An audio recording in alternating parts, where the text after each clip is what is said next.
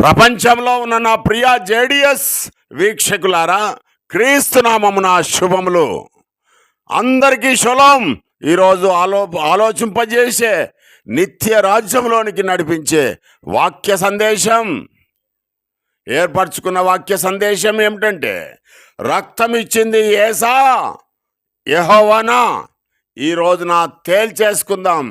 అపోస్తుల కార్యములు 20 అధ్యాయం 28వ వచనాన్ని పరిశీలన చేస్తున్నాం. దేవుడు రక్తం ఇవ్వలేదురా అజ్ఞాని. దేవుని ప్రజలైన ప్రపంచ మానవాళికి రక్షణనివ్వడానికి దేవుని చేత నిర్ణయించబడ్డాడు యేసు. ఆ కార్యానికై దేవుని గొర్రెపిల్ల యేసు. తన మీద ఉన్న బాధ్యత గుర్తెరిగి యేసు దేవుని యొక్క చిత్త ప్రకారం, ప్రవచనాల ప్రకారం ప్రాణం పెట్టాడు.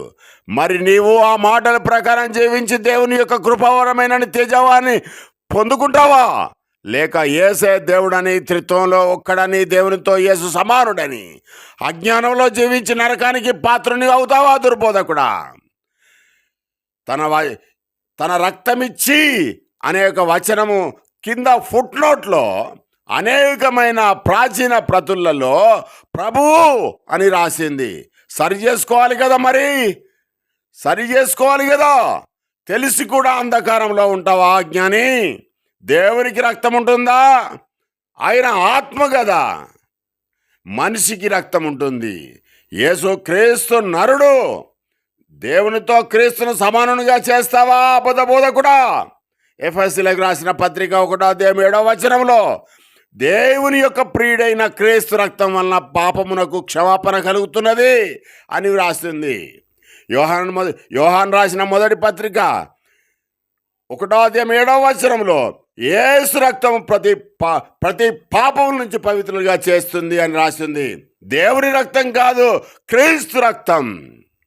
ఎంతకాలము ప్రజల్ని మోసం చేసి ధనము, కీర్తి, ప్రతిష్ట కోసం వెంపర్లాడుతుంటావు దుర్బోధకుడా, తోడేళ్ళలాగా. వీరి యొక్క మాటలు విని మీరు కూడా నిత్య నరకంలోనికి పోకుండా, యేసు దేవుని కుమారుడని, యేసు మనందరి కోసం ప్రాణం పెట్టాడని, దేవుని యొక్క చిత్త ప్రకారం భూమి మీద జీవించి ఆయన పరలోకంలో దేవుని యొక్క కుడిపార్శ్వంలో కూర్చున్నాడని, దేవుడు ఆయన రెండవసారి పంపిస్తాడని, క్రీస్తు రెండవసారి వచ్చినప్పుడు మనకు నిత్య జీవం ఇస్తాడని ఎవడైతే నమ్ముతాడో వాడు సరి అయిన బోధలో ఉన్నట్టు. ఈ వాక్యం దేవుడు దీవించుగాక. ఆమేన్.